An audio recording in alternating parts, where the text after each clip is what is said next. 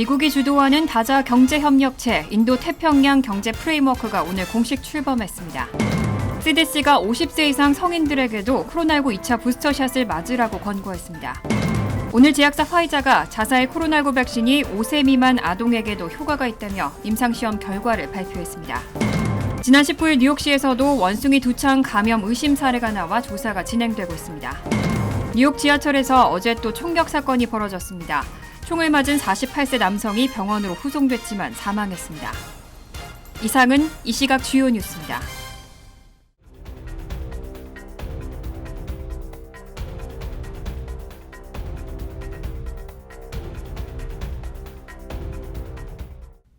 시청자 여러분 안녕하십니까? KBN 뉴스입니다. 바이든 대통령이 2박 3일간의 방한 일정을 마치고 일본 순방을 시작했습니다.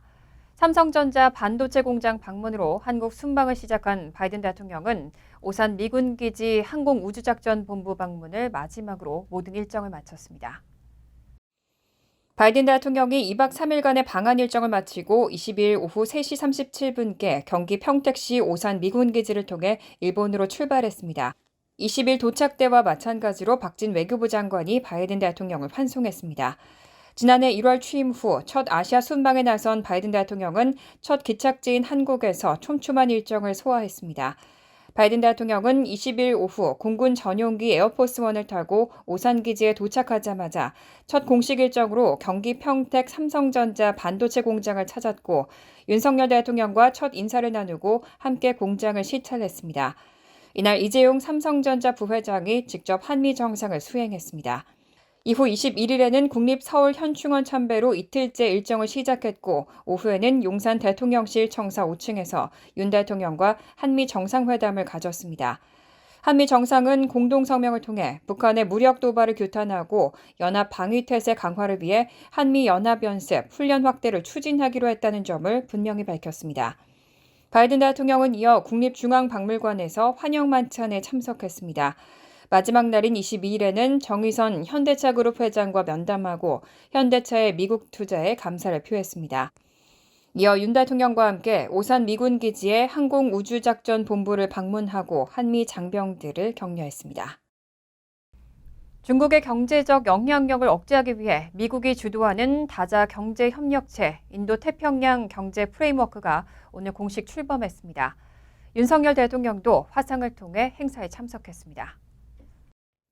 바이든 대통령은 일본 방문 이틀째인 23일 오후 일본 도쿄에서 13개국이 참여하는 번영을 위한 인도-태평양 경제 프레임워크 IPF 출범 행사를 주재하고 공식 출범을 알렸습니다. 13개국은 공동성명에서 IPF가 경제의 회복과 지속성, 포용, 경제성장, 공정과 경쟁을 증진시키려는 것이라며 영내 협력과 안정, 번영, 발전, 평화 기여를 목표로 한다고 밝혔습니다. 미국과 한국을 비롯해 일본과 호주, 뉴질랜드, 인도, 동남아 국가연합 10개국 중 브루나이와 인도네시아, 말레이시아, 필리핀, 싱가포르와 태국, 베트남 등 7개국이 참여했습니다. IPEF에 참여한 국가의 국내 총생산을 합치면 전 세계 40%에 해당합니다. 이날 출범식에서 바이든 대통령은 미국은 인도 태평양에 크게 투자하고 있고 긴 여정에 전념할 준비가 돼 있다고 밝혔습니다. 다만 기존의 일반적 무역 협정에서 핵심적으로 다루는 관세 인하 등 시장 접근 분야는 빠졌습니다. 대신 글로벌 무역과 공급망, 탈탄소, 인프라, 탈세와 부패 방지 등 4대 의제에 집중한다는 계획이지만 아직은 의제 정도만 나온 초기 단계입니다. 하지만 중국의 강한 반발이 예상되는 데다 아세안을 적극적으로 유인하기 위해 필요한 관세 인하 등 인센티브가 부족하다는 지적도 나왔습니다. AP통신은 미국이 다음 달 중순까지 국가별로 4개 의제 중 참가를 희망하는 분야를 파악하고 12에서 18개월 내에 실질적 합의를 만들 계획이라고 전했습니다. 코로나19 확산세가 갈수록 가팔라지면서 보건당국의 우려도 커지고 있습니다. CDC는 50세 이상 성인들에게도 코로나19 2차 부스터샷을 맞으라고 권고했습니다. 어제 CDC는 50세 이상 성인 혹은 면역체계 이상에 있는 12세 이상인 사람은 1차 부스터샷을 맞은 지 최소 4개월이 지났다면 2차 부스터샷을 맞아야 한다고 권고했습니다. 지금까지 CDC는 65세 이상 성인과 기저질환이 있는 사람만 2차 부스터샷을 접종하라고 권고했고 50세 이상에 대해서는 2차 부스터샷을 맞아도 된다고만 해왔습니다. 하지만 이번 발표를 통해 2차 부스터샷 접종이 필요한 연령대를 낮춘 겁니다. 앞서 CDC는 5세에서 11세 아동에 대한 화이자 백신 부스터샷 접종도 승인했기 때문에 조만간 아동 부스터샷 접종도 본격 시행될 것으로 예상되고 있습니다. CDC는 지난 한 달간 꾸준히 코로나19 감염이 늘고 고령의 미국인들 사이에서 입원 환자가 가파르게 큰 폭으로 상승하면서 지침을 개정했다고 설명했습니다. 한편에서는 새로운 코로나19 감염 확산에 대한 연방보건당국의 우려가 점점 커지고 있다는 걸 보여주는 조치라는 해석도 나왔습니다. 최근 뉴욕주에서 코로나19 확진자는 하루 평균 9,000명에서 10,000명가량을 기록하고 있습니다. 7일 평균 감염률은 지난달 5%대에서 최근 8.1%로 올랐습니다. 지난 21일 기준 뉴저지주 코로나19 확진자는 3,960명으로 일주일 전에 비해 10%, 한 달 전에 비해 139% 늘었습니다. 오늘 제약사 화이자가 자사의 코로나19 백신이 5세 미만 아동에게도 효과가 있다고 임상시험 결과를 발표했습니다. 또 이번 주 후반 FDA에 긴급 사용 승인을 요청할 계획이라고 밝혔습니다. 제약사 화이자는 오늘 보도자료를 통해 이번 주 후반 FDA에 6개월에서 4세 아동용 코로나19 백신에 대한 긴급 사용 승인을 요청할 계획이라고 밝혔습니다. 화이자는 6개월에서 4세 아동 1,678명을 대상으로 성인 접종량의 10분의 1 용량인 3마이크로그램짜리 백신을 총 3번 접종한 결과 FDA의 요구 기준을 충족시킬 정도로 항체가 형성됐다고 설명했습니다. 3회 접종 그룹의 코로나19 예방 효과는 80.3%로 추정됐습니다. 엘버트 블라 화이자 최고 경영자는 규제 당국의 허가를 받는 조건으로 이 백신이 아이들에게 가능한 한 더 빨리 제공될 수 있기를 희망한다고 전했습니다. 화이자 바이오엔텍은 당초 해당 연령대 아동을 대상으로 3마이크로그램씩 2회 접종하는 임상시험을 진행했지만 2차례 접종만으로는 충분한 예방 효과가 나오지 않았습니다. 때문에 2회 접종을 완료하고 2개월 후 또 한 차례 추가 접종을 결정했습니다. 현재 미국에서 5세 미만은 유일하게 코로나19 백신을 접종받지 않은 집단으로 인구가 1,800만 명에 달합니다. 한편 또 다른 제약사 모더나는 4월 말에 이미 5세 이하 아동용 백신에 대해 긴급 사용 승인을 요청했습니다. 모더나는 성인 접종량인 100마이크로그램의 4분의 1인 25마이크로그램 용량을 총 2회 접종한 결과를 FDA에 제출했습니다. 모더나는 임상시험 참가 아동에게서 100마이크로그램을 맞은 18세에서 25세 성인과 비슷한 면역 반응이 나타났고 탄탄한 중화항체 반응과 양호한 안전성을 보였다고 밝혔습니다. FDA는 다음 달 중으로 두 회사의 아동용 백신 사용 여부를 결정할 것으로 전망되고 있습니다.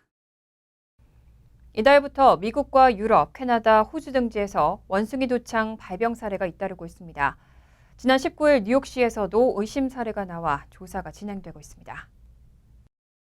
지난 19일 뉴욕시 보건국은 뉴욕시 공공병원인 벨뷰 병원에서 원숭이 도창 의심 사례 한 건을 조사 중이라고 밝혔습니다. 시 보건국은 뉴욕시 공공병원 연구소에서 샘플의 예비검사 결과 양성이 나올 경우 연방질병통제예방센터에 샘플을 보내고 원숭이 도창 감염 여부를 확인 요청할 계획으로 알려졌습니다. 뉴욕시에서 발견된 이번 의심 사례는 지난 18일 매사추세츠주에서 확인된 올해 미국 첫 원숭이 도창 감염자에 이어 하루 만에 나온 겁니다. 앞서 매사추세츠 확진자는 캐나다를 방문한 것으로 알려졌고 캐나다 공중보건국 역시 2건의 샘플에서 원숭이 도창 양성 반응이 나왔고 의심 사례 17건을 조사 중이라고 발표한 바 있습니다. 한편 방일 중인 바이든 대통령은 미일 정상회담이 끝난 뒤 열린 공동 기자회견에서 원숭이 도창은 코로나19처럼 우려할 만한 수준까지 갈 거라고 생각하지 않는다고 말했습니다. 또 원숭이 도창이 확산 중인 일부 국가에서 적용되는 격리 조치를 미국도 예상해야 하는지 묻는 취재진의 질문에는 그럴 거라고 생각하지 않는다며 지금까지는 추가 노력의 필요성이 보이지 않는다고 대답하면서도 다만 조심해야 한다는 당부의 메시지를 남겼습니다. 인플레이션 여파로 미국 경제에 대한 비관론이 확산하고 있습니다. 최근 설문조사에서는 응답자의 74%가 미국이 잘못된 방향으로 가고 있다고 대답했습니다. CBS 방송과 유고부가 지난 18일부터 20일 성인 2,041명을 대상으로 공동 실시한 여론조사에서 응답자의 69%는 미국 경제가 나쁘다고 대답했습니다. 지난해 4월 여론조사 때의 46%보다 23% 증가한 겁니다. 또 미국이 잘못된 방향으로 가고 있다는 응답은 74%로 바이든 대통령 취임 이후 최고치를 기록했습니다. 현재 미국의 상태를 어떻게 느끼냐는 질문에 대해서는 63%가 불안하다고 대답했고 걱정된다 63%, 절망스럽다 61% 등 부정적인 답변이 많았습니다. 평온하다는 11%, 안전하다 8%, 활기차다 7% 등 긍정적인 답변은 적었습니다. 이슈가 발생했을 때 바이든 행정부의 대응이 느리다고 대답한 응답자는 65%에 달했습니다. 한편 바이든 대통령의 국정 운영에 대해서는 44%가 긍정적인 평가를 내렸고 56%는 부정적인 평가를 했습니다. 향후 수개월 비관적일 거라고 바라보는 항목이 무엇인지 묻는 질문에는 상품과 서비스의 가격이 77%, 국가 경제는 68%, 주식시장은 67%로 조사됐습니다. 또 각 정당에 관한 질문에는 51%가 민주당이 약하다고 대답했고 49%는 극단적이라고 대답했습니다. 공화당에 대해서도 54%가 극단적이라고 대답했고 혐오스럽다는 답변이 50%로 상위권이었습니다. 경기 침체가 지속되고 있고 증시는 수십 년 내 가장 오랫동안 하락세를 이어가고 있습니다. 그런데 여전히 증시가 아직 바닥을 치지 않았다는 분석이 나옵니다. 더 하락할 거란 전망입니다.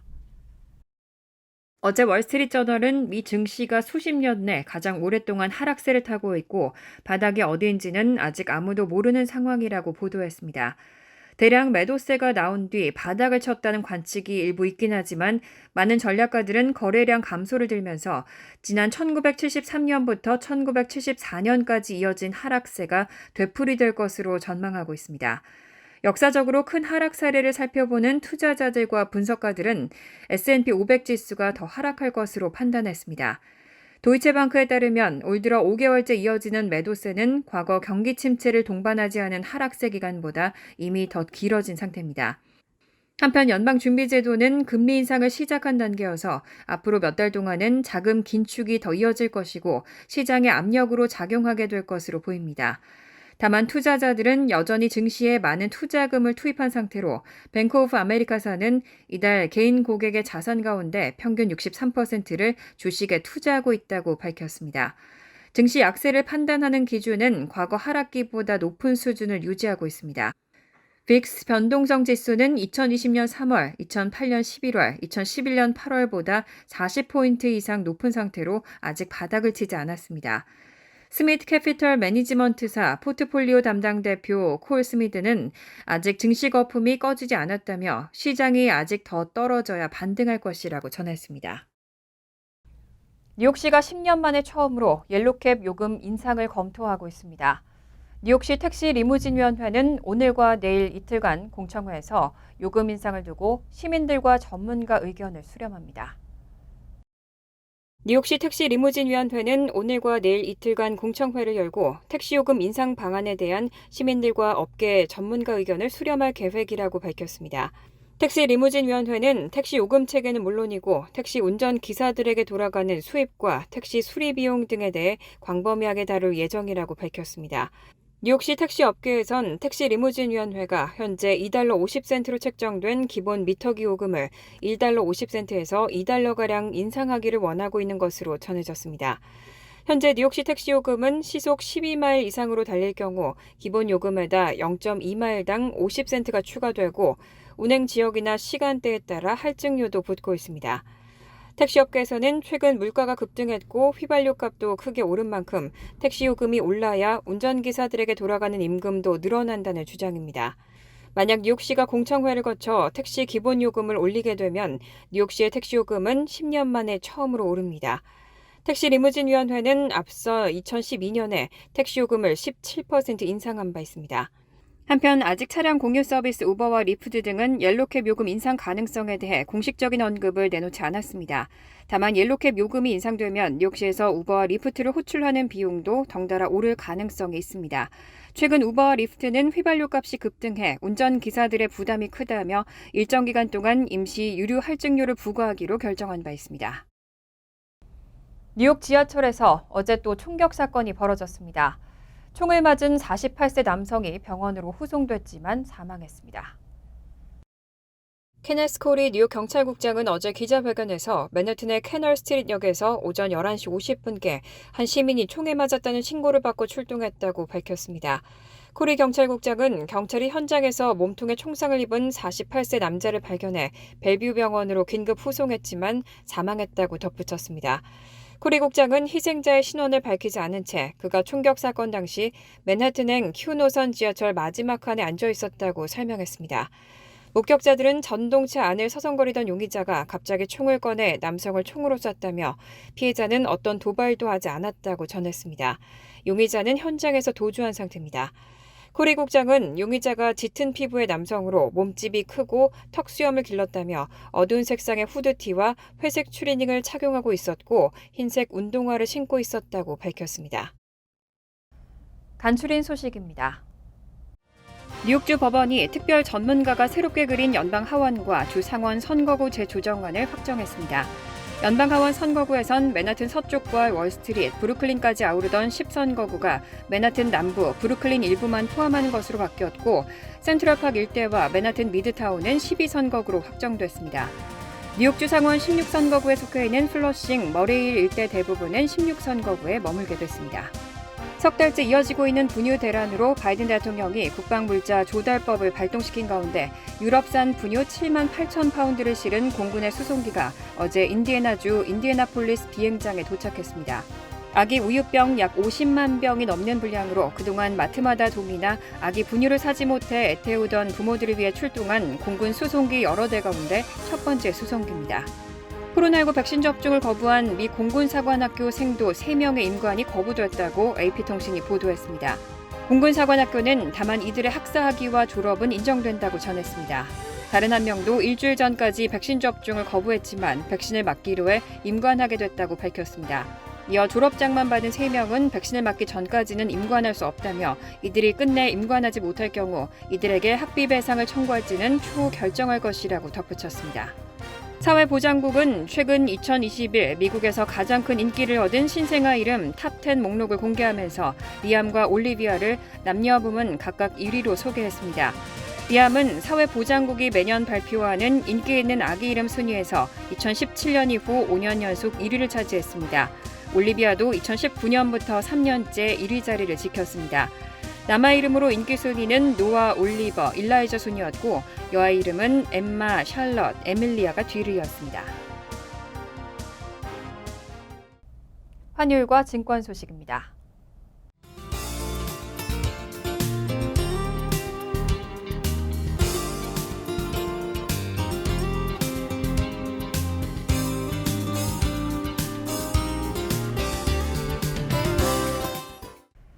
이어서 날씨입니다. 화요일은 구름이 많겠습니다. 낮 최고 기온은 66도, 섭씨 19도, 밤 최저 기온은 54도, 섭씨 12도로 예상됩니다. 수요일은 구름이 점차 많아지겠고 늦은 밤에는 소나기 내릴 가능성이 있습니다. 목요일은 흐린 가운데 종종 소나기 내릴 가능성이 있습니다. 이상으로 KBN 뉴스를 마칩니다. KBN과 함께 즐거운 저녁 되시기 바랍니다.